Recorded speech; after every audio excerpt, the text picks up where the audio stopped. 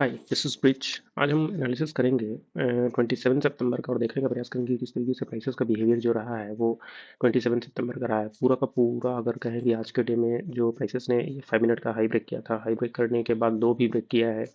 ये 1 मिनट का कहीं ना कहीं लो ब्रेक किया है। लो ब्रेक करने के बाद इस प्राइसेस को जो सस्टेन करना था इस पर्टिकुलर प्लेस पे वो सस्टेन नहीं किया है। इसी पर्टिकुलर प्लेस से डाउन साइड की तरफ का मूवमेंट आया है, नीचे की तरफ फिर से यहाँ से नीचे की तरफ मूवमेंट आया और अभी जो बाइंग पॉइंट हमारा बन रहा है वो कहीं ना कहीं 26,100 के आसपास का बन रहा है। तो देखेंगे इन सारी चीज़ों की किस तरीके से प्राइसेस का बिहेवियर जो है आज के डे में रहा है, वाई डेटा किस तरीके से वर्क किया है, सारे के सारे जो ऑप्शंस डेटा है वो किस तरीके से हमारा वर्क करता हुआ दिख रहा था। और उसके बाद लास्ट पे आके हम चार्ट की जो है डीप एनालिसिस करेंगे कि निफ्टी, बैंक निफ्टी और ऑटो, एफएमसीजी और आईटी इंडेक्स, ये पांचों किस तरीके से बिहेवियर दिखा रहे थे और क्या कुछ समझने को था और क्या कुछ देखने को था। इन सारी बातों पे चर्चा होगी। सबसे पहले हम जो है चलते हैं ओआई डेटा को देखने, और ओआई डेटा देखने के बाद हम आएंगे तो फिर एनालिसिस करेंगे और सारी चीज़ों की।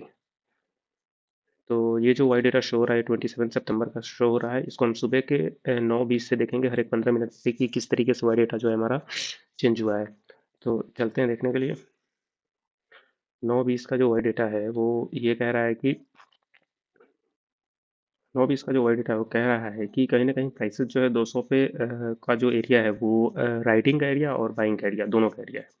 300 एक रेसिस्टेंस है और 101 सपोर्ट का एरिया है। अगर प्राइसेस 200 के ऊपर बिना लो ब्रेक किए अगर सस्टेन करती है तो कहीं ना कहीं ऊपर जाएगी। कहाँ तक जाएगी? 300 तक जा सकती है। 300 एक अगर एक हेवी रेसिस्टेंस है तो कहीं ना कहीं प्राइसेस जो है 26,250 और 300 के बीच में एक पॉइंट आता है 280 275 के आसपास का।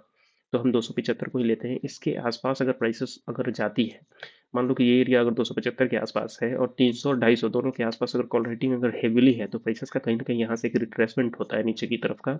और एक बाइंग एरिया जो 200 का और 250 के बीच का एरिया है, यानी 225 का एरिया है, वहाँ पे आके अगर वहाँ पे एक अच्छा खासा सपोर्ट अगर उसको मिलता है तो वहाँ से प्राइसेस ऊपर की तरफ मूव करती है और इस हाई को ब्रेक करती है। तब तक क्या होता है ना, पुट राइटर 250-300 पे बिल्डअप बना लेता है। तो इसी तरीके का मूवमेंट था आज के डे में। तो चलते हैं आगे और 9:30 में देखते हैं कि प्राइसेस का किस तरीके का बिहेवियर रहा है। सेम 200 पे हम देख रहे हैं कि कहीं ना कहीं पुट राइटर एक आगे निकलने की कोशिश कर रहे हैं, जो कि 250 पे भी दिख रहा है और 300 पे भी दिख रहा है। आगे 9:45 पे सेम बिल्डअप 10 बजे देखते हैं। 10:15 में 10:15 में देख सकते हैं कि ये 250 का जो एरिया है ये कहीं ना कहीं पुट राइटर ने इसको हेवीली इंक्रीज करके ऊपर की तरफ कर लिया है। 300 को भी ऊपर की तरफ ब्रेक करती हुई नजर आ रही है, सिर्फ इतना बचा हुआ है। तो मोस्टली जो हम देखेंगे वो देखने का प्रयास करेंगे कि 10 सवा 10 के आसपास निफ्टी कहाँ पे था। 10 सवा 10 के आसपास निफ्टी ऑल टाइम हाई के आसपास था, इस पर्टिकुलर प्लेस पे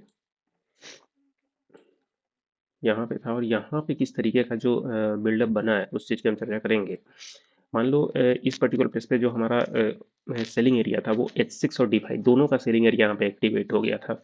तो प्राइसेस अगर इस पर्टिकुलर प्लेस के आसपास है तो कहीं ना कहीं यहाँ से एक नीचे की तरफ का मूवमेंट हमें देखने को मिलेगा। तो ओवरऑल अगर बाइंग पोजीशन यहाँ पे अगर हमें इनिशिएट करना है तो हम उससे थोड़ा दूर रहेंगे, क्योंकि जहाँ पे ये रेड लाइन अगर आ रहा है ना तो हमें वहाँ पे बाइंग जो है एक अजीब बाइंग लेना जो है वो इग्नोर करना चाहिए, क्योंकि वो एक सेलिंग एरिया होता है नीचे की तरफ का। हमने पास्ट वीडियोस देखोगे तो हर एक रेट लाइन जो बड़ा बड़ा रेट लाइन आता है हमारा, मोस्टली H6 हो गया या M6 हो गया या फिर D6 हो गया, अगर ये सारे सेलिंग एरियाज अगर हमारे रेट लाइन अगर करीब है तो हमें बाइंग अपॉर्चुनिटीज जो है नहीं लेनी चाहिए। लेकिन अगर ये बाइंग एरिया है, जैसे ग्रीन एरिया का अगर 6 एरिया आ रहा है, D6 H6 या फिर M6, तो हमें बाइंग लेना है वहाँ पे एकदम 100% एश्योरिटी के साथ एक परफेक्ट स्टॉप लॉस लगा के। तो अभी यहाँ पे देख सकते हैं कि फ्रेजर्स का बिहेवियर, मान लो ये 5 मिनट के टाइम फ्रेम में हाई ब्रेक हुआ, ये एक पर्टिकुलर ट्रेड था, फिर उसके बाद फिर से हाई ब्रेक हुआ, तो यहाँ से जो रिट्रेसमेंट यहाँ पे था, यहाँ पे कहीं ना कहीं ट्रेड बनना था और इसको नीचे की तरफ का ब्रेकआउट इस पर्टिकुलर प्लेस पे मिला है। ये एक इंपॉर्टेंट पॉइंट था। जब प्राइसेस इसको नीचे की तरफ ब्रेकआउट कर दी है तो ये हाई एक इंपॉर्टेंट हाई हमारे लिए बन जाता है, क्योंकि 1 मिनट के टाइम फ्रेम में अब जो टर्म था हमारा लोअर लो स्टार्ट हो चुका था। अभी आगे देखते हैं कि यहाँ पे ऑलमोस्ट 11 बजे तक कंसोलिडेशन हुआ है, जो कि हमारा इसमें साफ सुथरा दिख रहा था या नहीं दिख रहा था। 10:30 के आसपास देखते हैं क्या 300 को ओवरटेक कर रही है प्राइसेस? नहीं कर रही है, क्योंकि प्राइसेस ऑलमोस्ट कितना स्पेंड किया है, कितना टाइम स्पेंड किया है यहाँ पे, ऑलमोस्ट देखें तो 1 घंटे के आसपास सस्पेंड किया है। और 1 घंटे के आसपास सस्पेंड करने के बाद प्राइसेस ऊपर की तरफ का ब्रेकआउट नहीं दे पाई है। ऑलमोस्ट हाई जो लगाया है वो 276.80 का हाई लगाया है, लेकिन इस समय तक 1 घंटे के बाद 271 का हाई था और फिर ये 276 का हाई था और फिर ये 272 का हाई था। मतलब इस 1 घंटे में प्राइसेस जो है ऑलमोस्ट 300 के ऊपर अगर वाकई में इसको बुलिश होना था तो कर देती, लेकिन यहाँ पे उतने बिल्डअप नहीं थे जिसकी वजह से प्राइसेस नीचे की तरफ मूव कर गई है। 1040 में देखें 1050 1050 के आसपास देख सकते हैं कि किस तरीके से बुलिश सेंटिमेंट बना हुआ है, लेकिन चार्ट में जो रेड लाइन एरिया है वो कहीं ना कहीं इस चीज़ को अलाउ नहीं कर रहा है, तो उसकी कारण ही प्राइसेस का नीचे की तरफ का मूवमेंट जो है वो होगा। हम इस पर्टिकुलर प्लेस पे किसी भी ट्रेड में जो है वो नहीं घुसे हुए थे। हमें पता था कि यहाँ पे प्राइसेस जब रिट्रेस करके इस पर्टिकुलर प्लेस पे आएगी तो ये पहला बाइंग मेरा अपॉर्चुनिटीज बनेगा और तब ऊपर की तरफ हाई ब्रेक होती हुई नजर आएगी। लेकिन जब प्राइसेस इस पर्टिकुलर प्लेस पे आई तो हमारा जो टारगेट था वो ये रेड लाइन का एरिया था कि यहाँ पे आएगा तो निकल जाएगा, तो हमको मात्र इतना ही कैप्चर करना था। लेकिन हमने क्या किया ना, इस पर्टिकुलर प्लेस पे ट्रेड इनिशिएट किया, यहाँ से जैसे यहाँ पे ट्रेड इनिशिएट किया था, थोड़ा सा नीचे स्टॉप लॉस के करीब गया, लेकिन फिर से यहाँ की तरफ से ऊपर का मूव हुआ। लेकिन ये दो कैंडल में ही जो है हमने यहाँ पे ही जो है निकाल दिया। मतलब फोमो क्रिएट हो जाता है ना एकदम कि भाई अब प्रॉफिट शो हो रहा है, कहीं ना कहीं लॉस में चेंज हो जाए। लेकिन हमें क्या करना है, इस पर्टिकुलर प्लेस पे स्टॉप लॉस को ट्रेड करना है एटलीस्ट यहाँ पे। उसके बाद फिर हाई ब्रेक हुआ, फिर हाई ब्रेक हुआ, फिर हाई ब्रेक, पहली बारी में यहाँ पे लो ब्रेक हमें होता हुआ दिखा है प्राइसेस का, तो हमें इस पर्टिकुलर प्लेस पे निकलना है। तब तक यहाँ पे हमारा स्टॉप लॉस ट्रेल हो चुका होगा, समझे, इस तरीके से। तो चलते हैं, पहले वही डेटा को खत्म कर लेते हैं। 11 बजे के आसपास जो डेटा हमें दिख रहा है वो ये पर्टिकुलर प्लेस पे क्या दिख रहा है, 300 पे पुट राइटर चढ़े हुए हैं। हालांकि बायस जो भी है वो वहाँ पे स्ट्रॉन्ग है, अगर 300 के ऊपर जाता है तो कहीं ना कहीं ये पर्टिकुलर प्लेस पे प्रॉब्लम क्रिएट हो सकता है, लेकिन उतना अच्छा ओवर रेटिंग हमें यहाँ पे नहीं है, कॉल राइटिंग, जिसकी वजह से प्राइसेस अगर बुलिश हुई तो बुलिश होती हुई चली जाएगी ऊपर की तरफ, तो इसके लिए एक रिट्रेसमेंट जो है बेहतरीन जरूरी था। 11 बजे के आसपास देखेंगे सेम 11:15। अब यहाँ पे क्या है, थोड़ा थोड़ा कॉल राइटिंग जो है नीचे की तरफ हमें दिखाता हुआ देखा, लेकिन 200 अभी भी क्या है, एक इंपॉर्टेंट बाइंग एरिया हमारे यहाँ पे बना हुआ है। तो प्राइसेस जब इस पर्टिकुलर प्लेस पे नीचे की तरफ आ रही थी तो पहला जो हमारा बाइंग एरिया था, जिसका मैं कहता हूँ कि यहाँ से अगर 5 मिनट के टाइम फ्रेम में अगर हाई ब्रेक हुआ है, भले ही 1 मिनट का टाइम फ्रेम में लो ब्रेक हो रहा है, लेकिन ये अगर स्ट्रेच करेंगे तो देख सकते हैं कि कहीं ना कहीं ये पर्टिकुलर प्लेस पे हमारा एक बाइंग एरिया क्रिएट हो रहा है। ये वाला लाइन हमारा बाइंग एरिया जो है वो बन रहा है यहाँ पे, और प्राइसेस इस पर्टिकुलर प्लेस पे आके यहाँ से एक अच्छा खासा बाइंग अपॉर्चुनिटीज ऊपर की तरफ दिया भी है। तो वही मैं बता रहा हूँ कि ये फर्स्ट हमारे सेटअप के हिसाब से पहला ट्रेड इनिशिएट हो रहा था इस पर्टिकुलर प्लेस पे, तो हमने यहाँ पे एंट्री किया, ये ऊपर तक गया, फिर नीचे मूव हुआ, डाउन साइड की तरफ ब्रेक नहीं करके फिर से ऊपर की तरफ गया, 5 से यहाँ पे ब्रेकआउट दिया है, ब्रेक डाउन दिया है नीचे की तरफ। इसका कारण क्या हो सकता है, इसका कारण सिर्फ एक ही हो सकता है कि ये 1 मिनट का जो लोअर टाइम फ्रेम जो ब्रेकआउट हुआ था नीचे की तरफ, तो यहाँ पे जो है अच्छा खासा जो है कॉल का बिल्डअप हो चुका होगा, जिसकी वजह से प्राइसेस का मूवमेंट नीचे की तरफ का हुआ है। तो चलते हैं, देखते हैं कि मोस्टली 11, 11:30 और 12 बजे तक, और 12 बजे के बाद 12, 12:30 तक का किस तरीके का डेटा बिल्डअप रहा है। 11:25, 40, 11:50, 12 बजे, 12 बजे, 12 बजे देख सकते हैं किस तरीके से यहाँ पे मोस्टली जो पुट के राइटर है वो उतना ही है, जबकि कॉल का राइटर इंक्रीज होकर ऊपर की तरफ आ गया है। तो यही चीज़ जो है ऊपर की तरफ मूव करने से प्राइसेस को रोका है, और यहाँ पे भी जो देखो ये जो है कितना कम होता हुआ दिख रहा है 12 बजे के आसपास। तो हम मोस्टली 12:30 बजे के आसपास यहाँ का सिनेरियोस देखने का प्रयास करें। कॉल राइटर जो है वो कहीं ना कहीं ऊपर की तरफ बढ़ते हुए दिख रहे हैं। हालांकि 200 के आसपास अगर प्राइसेस आएगी तो यहाँ पे अगर ऊपर की तरफ बढ़ना होगा ना, तो देख लो इस पर्टिकुलर प्लेस से ऊपर की तरफ अगर बढ़ना होगा तो पहले क्या करेगा प्राइसेस, 250, इस अगर हाई को अगर ब्रेक करना है तो उसको 250 का जो राइटिंग एरिया है, ये वाला एरिया, इसको पुट राइटर ऊपर की तरफ जाएगा, कॉल राइटर के ऊपर की तरफ चला जाएगा, एक ग्रीनिश पार्ट का जो बॉक्स है वो, तभी हम समझेंगे कि प्राइसेस बुलिश की तरफ बढ़ चुका है, नहीं तो नहीं जाएगा। तो यहाँ पे जब 2, 2:30 बजे, 12:30 के आसपास जब प्राइसेस का अगर देखेंगे बिहेवियर, तो हमें उस तरीके का कोई बिहेवियर देखने को नहीं मिल रहा था कि यहाँ पे प्राइसेस ऊपर की तरफ का मूव करने वाली है। अभी देखो 12:30 बज रहे हैं, लेकिन यहाँ पे ये गैप अभी तक बचा हुआ है। इसका कारण क्या था कि जो सेलिंग एरिया है वो कहीं न कहीं यहाँ पे एक्टिवेट होता हुआ हमें दिख रहा था कि प्राइसेस ऑलरेडी इस पर्टिकुलर प्लेस पे है। ये जो सेलिंग एरिया वो मैंने कैसे कैलकुलेट किया है कि यहाँ से जो 1 मिनट का टाइम फ्रेम लो ब्रेक हुआ और ये जो हाई ब्रेक हुआ है इस पर्टिकुलर प्लेस पे, तो ये जो सेलिंग एरिया हमारा बना है, यहाँ से बना है ये वाला सेलिंग एरिया। ये पर्टिकुलर प्लेस से जो हमारा सेलिंग एरिया एक्टिवेट हुआ है, तो इस चीज़ को हमने ड्रॉ किया है यहाँ पे, सेलिंग एरिया।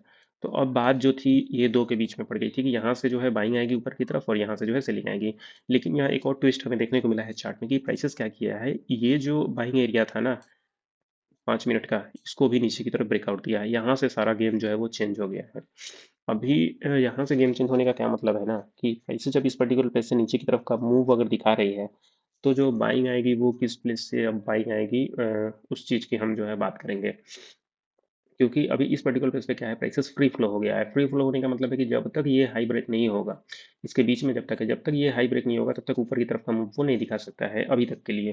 क्योंकि ये जो सपोर्ट एरिया था ना, बेहतरीन सपोर्ट एरिया था, 200 के आसपास था। ये 200 का सपोर्ट एरिया जो है डाउन मूव कर गया है नीचे की तरफ का। 175-80 के आसपास से फिर से ऊपर की तरफ मूव हुआ है। ये मूव ऊपर की तरफ क्यों हुआ है इसकी भी हम चर्चा करेंगे, क्योंकि यहाँ पे एक अच्छा खासा सपोर्ट हमारा बनता हुआ दिख रहा था। यहीं से प्राइसेस गैप करके ऊपर की तरफ का मूव दिखाया था। तो 12:30 के आसपास अभी भी वीकनेस जो है हमें दिखाई दे रहा है। 12:40 में देखते हैं। 45, 50,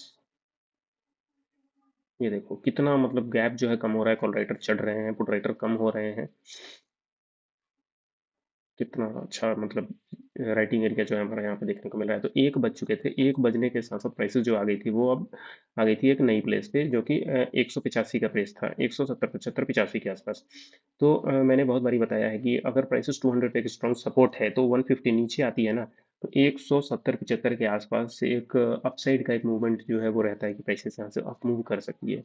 वो इसलिए क्योंकि अगर स्ट्रॉन्ग सपोर्ट, मान लो कि ये पर्टिकुलर प्लेस अगर स्ट्रॉन्ग सपोर्ट है, रेसिस्टेंस तो ऊपर से आ रहा है हमें मालूम है, लेकिन स्ट्रॉन्ग सपोर्ट अगर ये पर्टिकुलर प्लेस है, अगर प्राइसेस इससे नीचे की तरफ है, तो एक सपोर्ट तो कहीं ना कहीं ये भी है, एक सपोर्ट कहीं ना कहीं ये भी है। तो अगर इसको नीचे की तरफ ही जाना है तो यहाँ से एक अप मूव ऊपर की तरफ देगा 175 से, ऊपर की तरफ दे के फिर से ये खाली एरिया में जाएगा और यहाँ से नीचे की तरफ का मूव आएगा, वो खतरनाक वाला मूव आएगा। और वो ऐसा मूव आएगा ना कि ये पर्टिकुलर लो को भी हो सकता है कि वो ब्रेक कर दे नीचे की तरफ का। वही चीज़ हमें जो है ना ये पर्टिकुलर प्लेस पे देखने को मिला है कि यहाँ से अगर प्राइसेस ऊपर की तरफ गई है तो देख लो, ये जो हमारा हाई एरिया था और ये जो लो ब्रेक हुआ था और यहाँ से जो ऊपर की तरफ का मूव प्राइसेस ने दिखाया था, ये का ये जो 5 का एरिया था यहाँ से सेलिंग एरिया आया है और पर्टिकुलर आज के डे में ही इसको नीचे की तरफ ब्रेकआउट करना था, बट वो किया नहीं है। आई डोंट नो व्हाई ऐसा किया नहीं है। तो कल के डे में ये चीज़ करेगा कि प्राइसेस 5 या 6 के आसपास बाइंग जोन के आसपास है, तो कल के डे में हल्का सा गैप डाउन बाइंग होगा यहाँ पे और यहाँ से ऊपर की तरफ का मूव हो सकता है। और ये जो मूव होगा वो एटलीस्ट 240-250 के आसपास जाएगा, हल्का रिट्रेस करेगा मे बी। अगर किया तो फिर से बाइंग पोजीशन लेगा और ऊपर की तरफ का अल्टीमेट हाई बनाएगा। इस तरीके का कुछ सिनारियो जो हमें बनता हुआ दिखेगा, एटलीस्ट मंडे को दिख सकता है इस तरीके का, क्योंकि उतना सेलिंग एरिया अभी एक्टिवेट नहीं हुआ है कि प्राइसेस डाउन साइड की तरफ का मूवमेंट करता हुआ चला जाए। पूरे डे का आप देख लेते हैं। एक 15 में बिहेवियर, एक 30 में, एक 40, एक 50, 2 बजे सेम वो हमें वाई डेटा देखने को मिल रहा है। 2:15, 2:30, 2:40। अब देखो कहीं ना कहीं 200 का जो एरिया है वो यहाँ पे विड्थ देखो कितना कम है, यहाँ पे कितना बढ़ चुका है, यहाँ पे कितना बढ़ चुका है। तो यहाँ से अगर ऊपर की तरफ का मूव अगर दिखाना है, हालांकि ये सारे के सारे पॉजिटिव हैं हमारे, तो कहीं ना कहीं अभी जो एरिया है 100 का एरिया वो हमें एक बाइंग पोजीशन दे सकता है, एक अच्छा खासा बाइंग पोजीशन जो 100 का एरिया दे सकता है। वो इसलिए कह रहा हूँ ना क्योंकि 200 पे एक अच्छा खासा बाइंग अपॉर्चुनिटी है। आज के डे इन तक देखेंगे किस तरीके का डेटा बिल्डअप बन पाता है। तो 2:45 में देखते हैं। फिर 2:45 के बाद 3 बजे डायरेक्ट, 3:15 के बाद 3:15 और उसके बाद लास्ट एंड तक। अब हम वाई डेटा का विश्लेषण विस्तार से कर लेते हैं कि 200 का जो एरिया है वो राइटिंग एरिया बन चुका था आज के डे के लिए, क्योंकि 200 पे कॉल राइटर पुट राइटर दोनों में लड़ाई चल रही थी और प्राइसेस ऑलमोस्ट देखेंगे कि 200 का जो एरिया है, ये वाला एरिया, यहाँ पे ऑलमोस्ट पूरा डे जो है वो बिताया है। हल्का नीचे गया है, फिर ऊपर आया, फिर नीचे, फिर ऊपर, फिर नीचे, फिर ऊपर, फिर नीचे, फिर ऊपर। तो 200 पे एक अच्छी खासी लड़ाई चली है, राइटिंग चली है, जिसकी वजह से प्राइसेस जो है वहीं पे कंसोलिडेट होके एक्सपायर हो गया है। आज के डे की अगर बात करें तो हमने 2 ट्रेड लिए थे और दोनों ट्रेड जो है वो आज का स्टॉप लॉस हिट हुआ है। एक ही सेटअप जो है मेरा रहता है कि प्राइसेस जो है गैप अप ओपन हुआ, लो उसका मिला हमें, उसके बाद ब्रेकआउट हुआ नीचे की तरफ लो, तो ये फर्स्ट बाइंग हमारा बना 0.6 की बाइंग। यहाँ से नीचे का हमारा जो है ये पर्टिकुलर स्टॉप लॉस है जो कि 175 था, 200 के आसपास, 180 के आसपास हम ले रहे थे। तो ऑलमोस्ट 35 पॉइंट के आसपास का हमारा एक क्या बोलेंगे इसको, स्टॉप लॉस था। और हम वेट करते हैं कि इसको ऊपर की तरफ ब्रेक करेगा तो हमारा अल्टीमेट हमें जो क्या मिलेगा, टारगेट मिलेगा। लेकिन उससे पहले हालांकि थोड़ा बियरिशनेस जो हमें प्राइसेस में दिख रहा था, तो हम पहला टारगेट रखते हैं कि प्राइसेस एटलीस्ट कहाँ तक, 0.5 तक जाए, 0.5 तक एटलीस्ट जाए, तो वो हमारा पहला टारगेट होगा। तो प्राइसेस हमारा ओवरऑल स्टॉप लॉस जो था वो 34 पॉइंट का था और टारगेट हमारे यहाँ से 35 पॉइंट का था। तो 1:1 का एक पहला रिस्क टू रिवॉर्ड के हिसाब से ये हमारा पहला ट्रेड था। हालांकि गया है यहाँ पे हमने एक बारी में ऑलमोस्ट 200 के आसपास, 250 के आसपास प्रॉफिट बुकिंग की है। लेकिन उसके बाद फिर से यहाँ पे हमने स्टॉप लॉस ट्रेल किया है और प्राइसेस नीचे की तरफ आई और इस लो को नीचे की तरफ ब्रेक कर दिया है। ब्रेक करने के बाद जो सेलिंग एरिया एक्टिवेट होना था, वो इस पर्टिकुलर प्लेस से सेलिंग एरिया एक्टिवेट होना था। हमें सेलिंग ही लेनी थी, बाइंग नहीं लेनी थी। बाइंग हम कहाँ से लेते? ये ग्रीन लाइन से लेते। ग्रीन लाइन हमने कैसे बनाया? ये लो टू ये हाई का स्ट्रेच करके हमने ये 6 का एरिया निकाला जहाँ से बाइंग आ सकती थी। हमने 3 लाइन खींचे थे, यहाँ पे भी 3 का एरिया था, ये 5 का एरिया था और ये 6 का एरिया था। 3 से एक बार बाइंग आ गई है, लेकिन ये पर्टिकुलर हाई को ब्रेक नहीं किया, जिसकी वजह से हमारा डोमिनेंसी जो था, डोमिनेंसी पावर कहीं ना कहीं सेलिंग एरिया का आ रहा था। यहाँ पे पहला डोमिनेंस हुआ, यहाँ पे दूसरा डोमिनेंस हुआ, ये लो ब्रेक हो रहा है, तो यहाँ पे ये तीसरा डोमिनेंस हम कह सकते हैं कि प्राइसेस ऊपर जाएगा तो डाउन साइड आएगा। तो एक बेहतरीन सेटअप था। यहाँ पे एक पहला स्टॉप लॉस हम कह सकते हैं कि हिट हुआ। फिर उसके बाद अगर इसको स्ट्रेच करते हैं तो ये जो बाइंग एरिया था वो सेलिंग एरिया में कन्वर्ट हो गया हमारा। ऊपर से लो टू हाई अगर देखें तो प्राइसेस ऑलमोस्ट 0.6 के जोन तक गई और यहाँ से सेलिंग एक्टिवेट हुआ, नीचे की तरफ का मूवमेंट देखने को मिला है। इस पर्टिकुलर प्लेस से अगर देखें तो हमारा रिस्क टू रिवॉर्ड 26 पॉइंट का था और एटलीस्ट ये लो को हम ब्रेक होने का वेट करते हैं। 1:2 का एक परफेक्ट रिस्क टू रिवॉर्ड में देखने को इस पर्टिकुलर प्लेस से मिला है।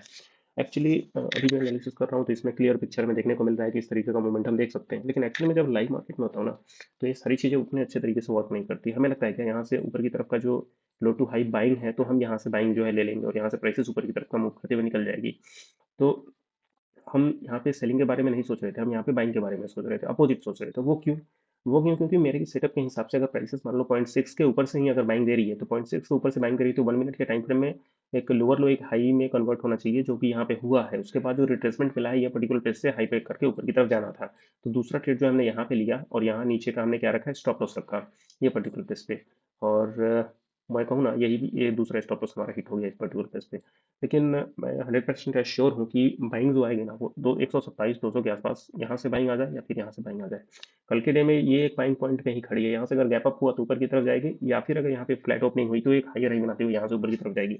डाउनफॉल की कोई उम्मीद नहीं है, ये मैं कह सकता हूँ। लेकिन अगर प्राइसेस डाउनफॉल कब होगा, ये हम कहेंगे कि अगर प्राइसेस मान लो फ्लैट ओपन हुआ, फ्लैट ओपन होने के साथ साथ ये जो चैनल बन रहा है, इसके बिहेवियर को नीचे की तरफ मूव करेगा, यहाँ से आके बाइंग करेगा हाई करके यहाँ पे, फिर ऊपर की तरफ का मूवमेंट करके अच्छा खासा जा सकता है प्राइस बिहेवियर।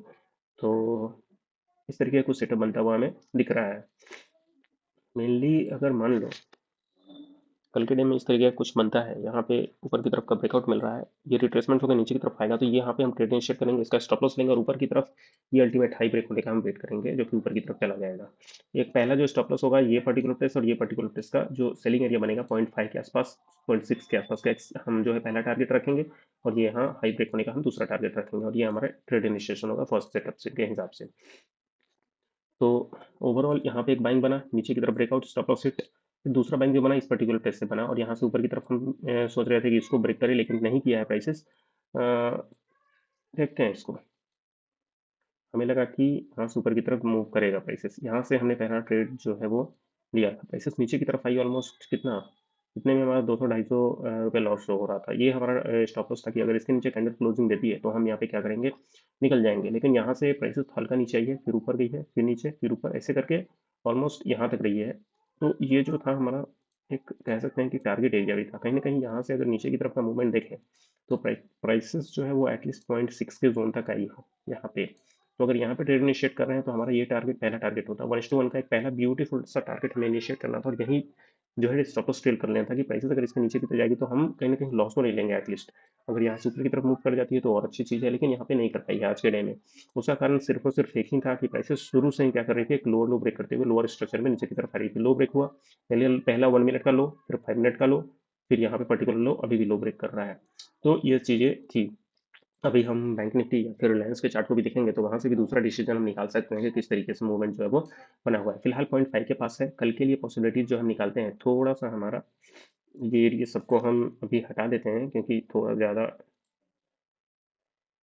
ये 0.5 का एरिया हमारा खत्म हो चुका है। ऊपर की तरफ का ब्रेकआउट है, इसको निकालते हैं। यहाँ से 0.6 का एरिया ऊपर की तरफ से ब्रेकआउट नीचे की तरफ से हो गया, इसको भी क्लीन करते हैं, इसको भी हटाते हैं। चार्ट थोड़ा साफ रहता है तो देखने में अच्छा लगता है।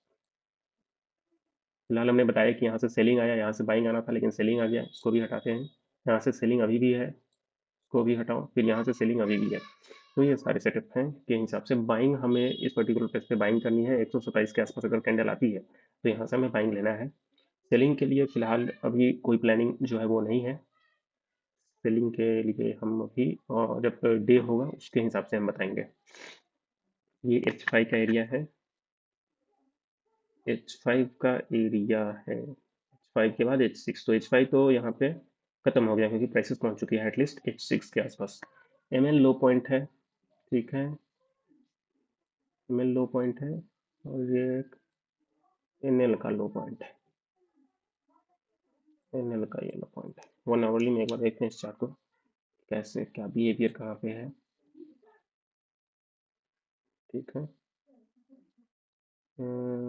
ML डन है, चलो यहाँ पे, ठीक है।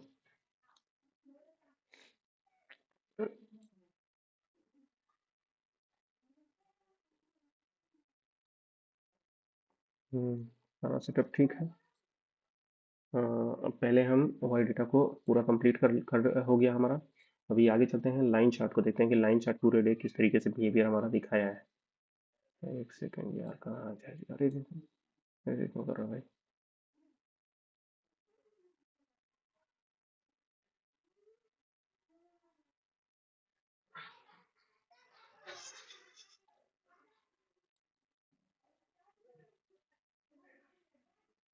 27 का है पूरा, 26 का है, 27 यहाँ से शुरू हुआ है। ये देखो 1 अक्टूबर से सेंसेबल पेड हो गया, ये देखो पेड हो गया गजब। हाँ तो देख लेते हैं इसको, यहाँ से बाइंग सेटअप आया, ऊपर की तरफ निकल रहा है, ये भी ऊपर की तरफ निकल रहा है, मतलब दोनों बराबर बराबर ऊपर की तरफ जा रहे थे। यही एक इंपॉर्टेंट डिस्कशन था। यहाँ से पुट राइटर फ्लैट हो गया और यहाँ पे कॉल राइटर बढ़ता हुआ नजर आ रहा है। बढ़ने का कारण है कि विड्थ को छोटा कर रहा है। विड्थ को छोटा करने का क्या मतलब है कि प्राइसेस का जो बिहेवियर है वो कहीं ना कहीं कॉल राइटर की तरफ जाता हुआ हमें दिख रहा है। विड्थ देखो कितना छोटा हो रहा है, 8:6 का रेशियो है, 7:8 का रेशियो हुआ, और अभी 8:8 का रेशियो आ गया, मतलब कॉल राइटर ऊपर की तरफ चढ़ते हुए दिखे हैं। ऑप्शन आई भी डिक्रीज हो रहा था 10 के आसपास, ऑप्शन आई भी परसेंटाइल भी डिक्रीज हो रहा था 9-10 के आसपास। पीसीआर रेशियोज की बात करें तो ओवरऑल डाउन मूव भी पीसीआर रेशियोज रहा है कल के डे में, 1.3, 1.2, 1.5, और यहाँ पे आ गया है 1 के आसपास। तो एक बेहतरीन बाइंग की अपॉर्चुनिटी हमें दिख सकती है, क्योंकि पीसीआर भी हमें सपोर्ट कर रहा है 1 के आसपास की बाइंग के लिए। अगर थोड़ा और नीचे चला जाता है 0.87 के आसपास तो और बेहतरीन बाइंग यहाँ पे हो सकती है। मैक्स पेन, उसके बाद इंडिया विक्स 11 के आसपास दिख रहा है, ठीक है। ये ऊपर की तरफ से डाउन साइड है और ये नीचे की तरफ से मूव कर रहा था। तो ये हो गया। अभी आगे चलते हैं और देखते हैं एफआई डेटा किस तरीके से बिहेव हमें करता हुआ दिख रहा है। एफआई डेटा प्रो और क्लाइंट ऑप्शन डेटा यहाँ पे नेगेटिव शो हुआ है आज के डे में 60,000 का, और यहाँ पे पॉजिटिव शो हुआ है। तो इंडेक्स के हिसाब से अगर देखें तो ओवरऑल सेलिंग है यहाँ पे, और यहाँ पे एक बाइंग है। अभी फिलहाल हम जाएंगे इनके साथ, सेलिंग के साथ। और फ्यूचर की अगर बात करें तो -12,000 हुआ है, नेट नेगेटिव डाउन साइड की तरफ का मूवमेंट दिखा रहा है। इनका फ्यूचर का अगर देखें तो नेगेटिव है, ये भी डाउन साइड की तरफ शो हो रहे हैं। तो ओवरऑल एक फिगर हमें मिल रहा है कि प्राइसेस डाउन साइड की तरफ जाएगी इस मंथ में, अक्टूबर मंथ में। तो ओवरऑल जो एरिया है वो बियरिश सेंटीमेंट दिखा रहा है या फिर गैप डाउन सेंटीमेंट दिखा रहा है कल के डे के लिए डेटा के हिसाब से। अभी आगे चलते हैं, हमारा सारा डेटा ऑलमोस्ट कवर हो चुका है। अभी आएंगे चार्ट पे और चार्ट की हम एनालिसिस करेंगे, एक डीप एनालिसिस करेंगे और समझने का प्रयास करेंगे कि किस तरीके से जो है बिहेवियर हमें देखने को मिला है प्राइसेस में, और कल के लिए क्या पॉसिबिलिटी जो है लग रहा है। अभी हम चार्ट की एनालिसिस कर रहे हैं और चार्ट की एनालिसिस में पहला चार्ट है हमारा निफ्टी। तो निफ्टी को देखेंगे कि कल के लिए क्या पॉसिबिलिटीज बन सकती है। फिलहाल 27 के लिए हमने जो है एनालिसिस कर चुका हूँ ऑलरेडी कि प्राइसेस का बिहेवियर किस तरीके से रहा है, और अभी कहीं ना कहीं वो बाइंग पॉइंट के आसपास अभी दिख रहा है हमें। तो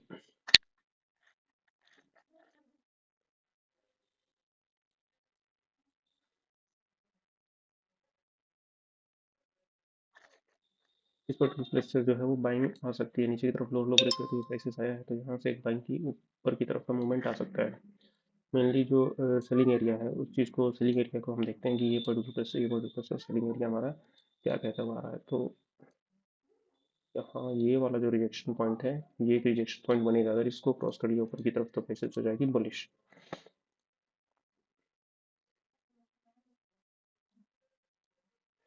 यहाँ पे मान लो अगर इस पर्टिकुलर प्लेस पे ओपन होता है तो जाएगा 200 के आसपास, तो 200 से एक रिजेक्शंस मिलने की उम्मीद हमें है। तो will see what will going to happen. चलते हैं आगे, देखेंगे दूसरे चार्ट को। एक सेकेंड,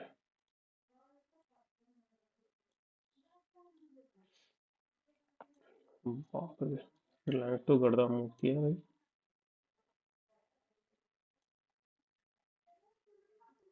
15 मिनट। हम्म मेनली M6 से बाइंग आई है ऊपर की तरफ का हाई ब्रेक होने के बाद, लो से M6 से बाइंग आई है, प्राइसेस ने हाई ब्रेक किया है ऊपर की तरफ। हाई ब्रेक करने के बाद वापिस से जो मूवमेंट अगर देखेंगे प्राइसेस का, तो ये पर्टिकुलर पैसे फिर से M6 के बाइंग पॉइंट तक आई है जो कि ये रेड लेवल ड्रॉ किया हुआ था। यहाँ पे हल्का सा कंसोलिडेट किया है प्राइसेस ने और ऊपर की तरफ का ब्रेकआउट मिला है, और ये H6 से जो सेलिंग आ रही थी बार बार, इसको ऊपर की तरफ का ब्रेकआउट मिला है। अभी D5 और M6 दोनों की सेलिंग एरिया के आसपास जो है अभी प्राइसेस है।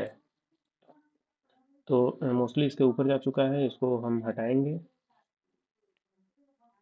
क्योंकि D6 का सेलिंग एरिया एक्टिवेट हो गया है।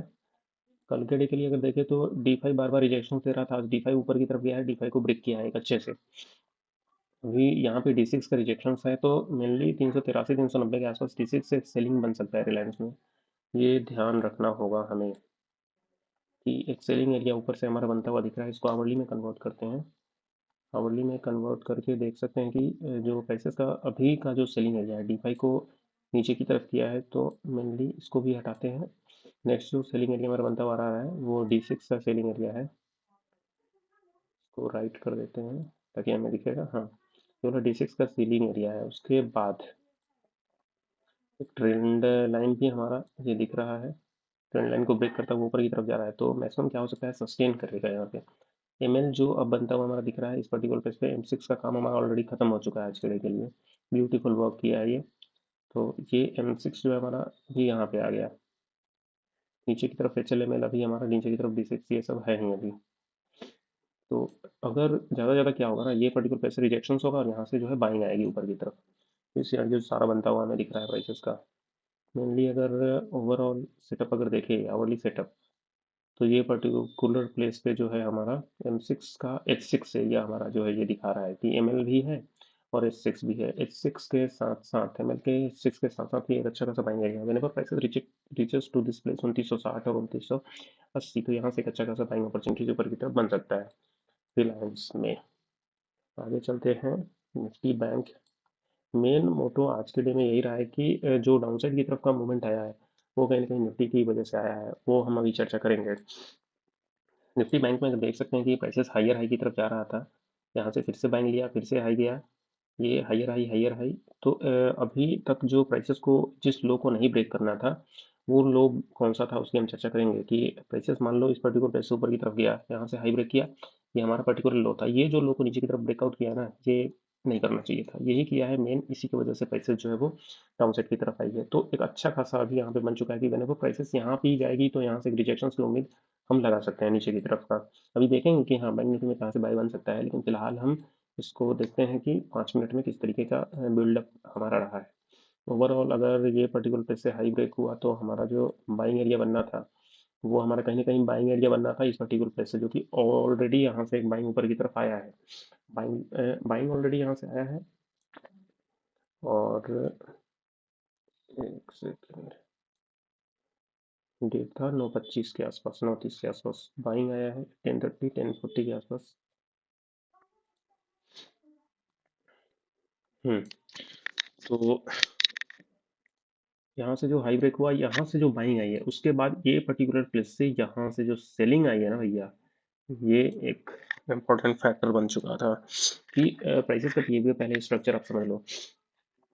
बैंक निफ्टी ने क्या किया है, ये लो को जो ब्रेक किया है कितने बजे, 12 बजे के आसपास, कितने बजे के आसपास ब्रेक किया है, यहाँ से बाइंग आई है 10 बजे के आसपास से, फिर से सेलिंग भी आ गई है इस पर्टिकुलर प्लेस पे।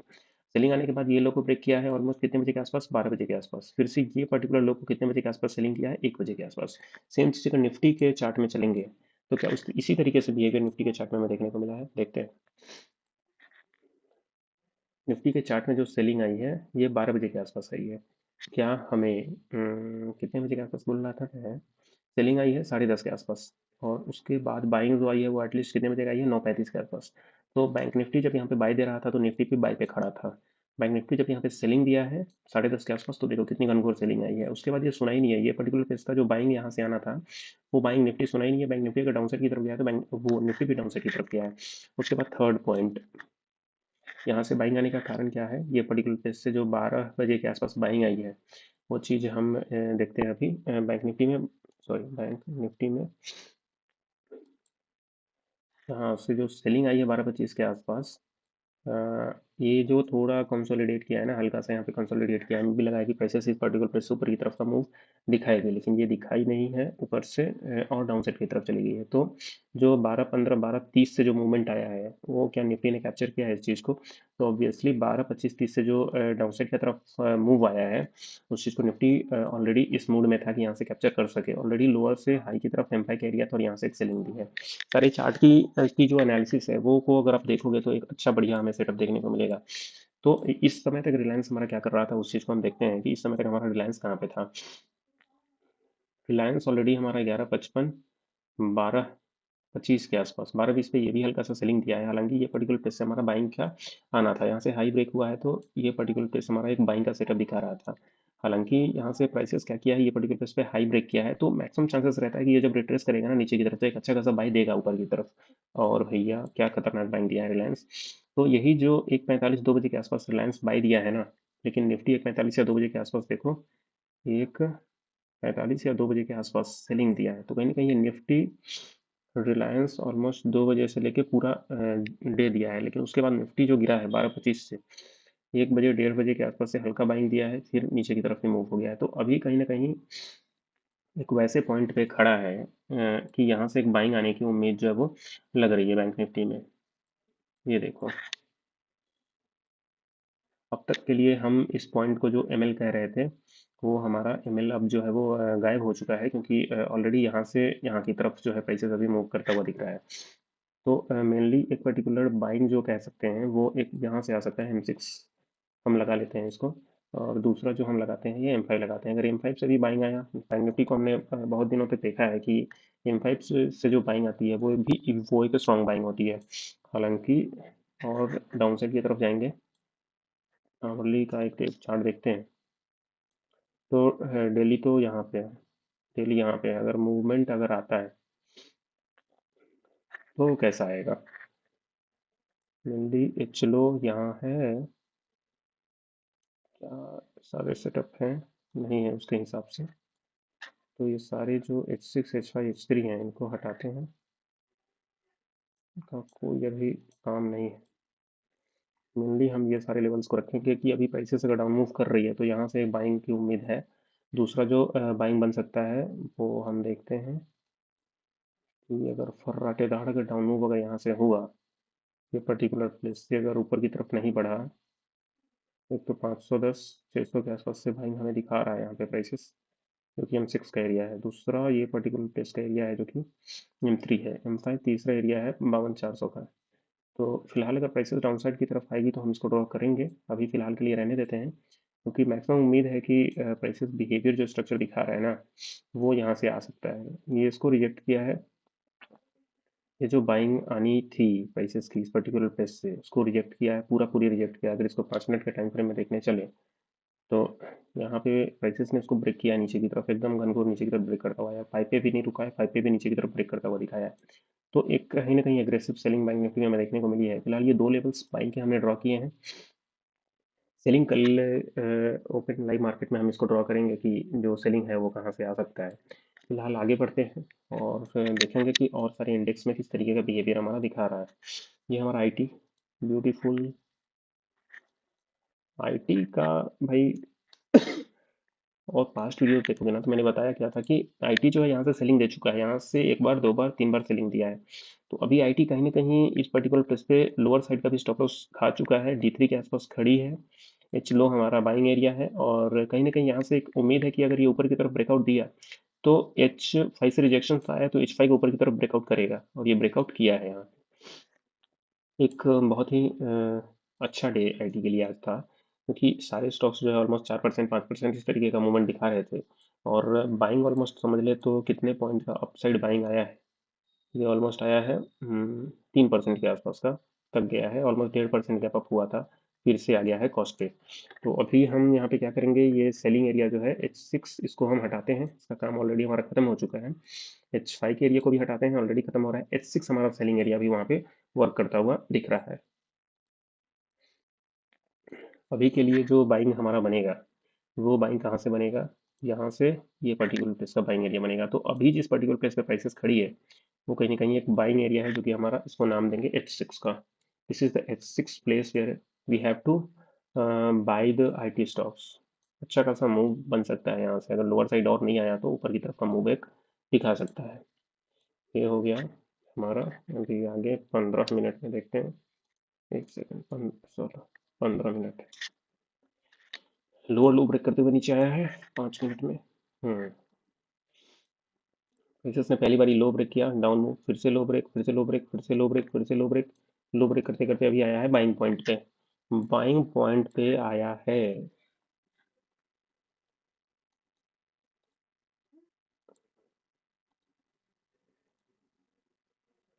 गैप बना डाउन साइड, क्योंकि सेलर्स आ भी थे इस पर्टिकुलर टेस्ट पे। वाह, down side, down side.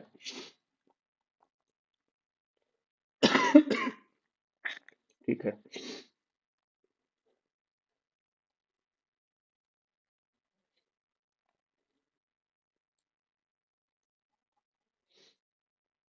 FMCG all time high के आसपास है, यहाँ से बाइंग आनी थी पैसे। 15 मिनट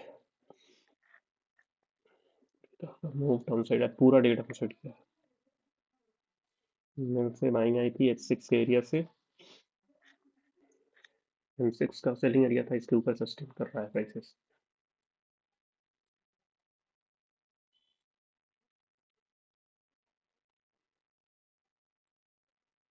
ये हाई ब्रेक किया था, से बाइंग आनी थी, बट इस पर्टिकुलर प्लेस से बाइंग के आसपास ही खड़ी है अभी प्राइसेस।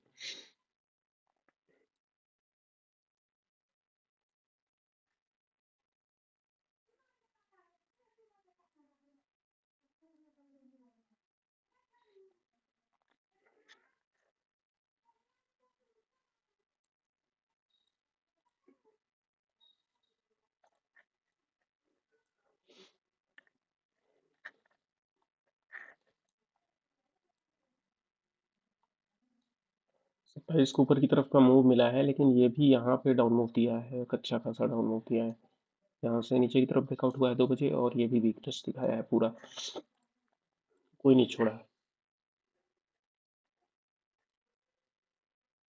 लास्ट ऑटो को देखते हैं, ऑटो क्या बिहेवियर दिया है। ऑटो ठीक था आज। अब M6 से सेलिंग आनी थी, कल के डे में इग्नोर किया इसको। 25, 26 और आज 27 और डे हाई लगाया है।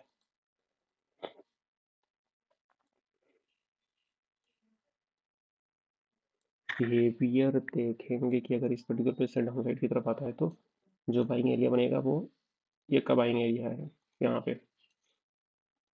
5 मिनट के टाइम फ्रेम में देख लेते हैं क्या बिहेवियर दिखा रहा था प्राइसेस। 27 को ऊपर की तरफ का मूव, फिर यहाँ से फिर से ऊपर, फिर यहाँ फिर से ऊपर, फिर यहाँ से एक डाउन साइड का मूव। अगर यहाँ से डाउन साइड स्टार्ट होता है तो कहाँ तक जाने की उम्मीद है वो हमने ड्रॉ कर दिया कि इस लेवल तक आ सकता है प्राइसेस फिलहाल। और बाइंग एरिया हम ड्रॉ करेंगे ये वाला। अब देखते हैं कहाँ पे क्या करता है प्राइसेस। निफ्टी ऑटो हो चुका है हमारा ऑलरेडी। ठीक है, तो आज के लिए इतना है। एक बार ही रिलायंस देखते हैं, HDFC को देख लेते हैं। 1 आवरली में HDFC क्या कर रहा है भैया। M6 का सेलिंग एरिया ड्रॉ किया हुआ था, वहां से रिजेक्शन पॉइंट हमें देखने को मिला है। खतरनाक हुआ है। चलो 5 मिनट में देखते हैं।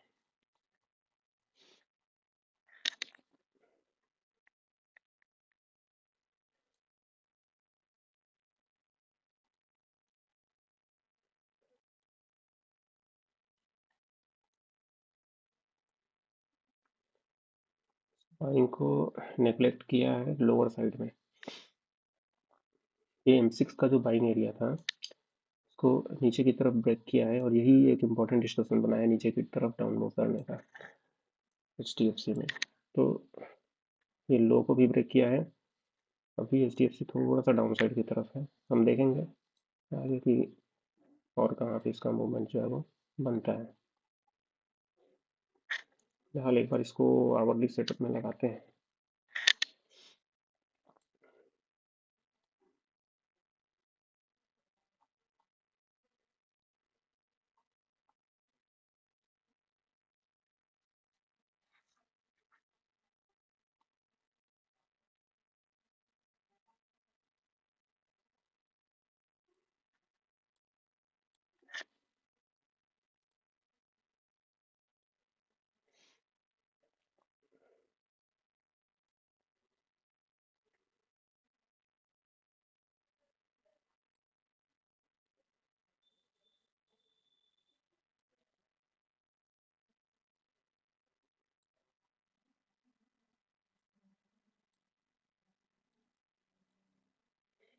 ये सारे बाइंग एरियाज है जहाँ से बाइंग आ सकता है, तो मेनली 1740 के आसपास से पहला बाइंग एचडीएफसी में बन सकता है। उसके बाद दूसरा जो बनेगा 1712 से, तीसरा 1690 से और चौथा 1665 से। एक स्ट्रॉन्ग बाइंग है 1665 का।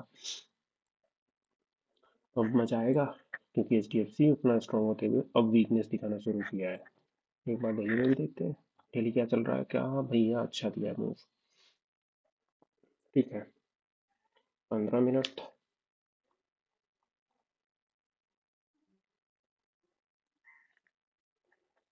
ओके।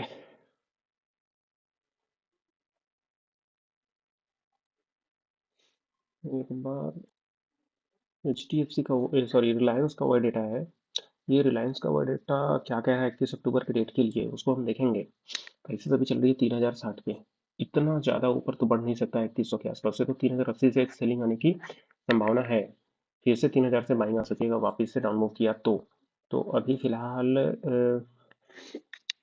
उतना बाइंग सेटअप अगर हमें मिलता है तो स्टॉप लॉस लगा के ही बाइंग करनी है, क्योंकि रिलायंस हमारा सेलिंग सेटअप के आसपास खड़ा है। ये एक इंपॉर्टेंट पॉइंट है। उसके बाद एच डी एफ सी को देखते हैं।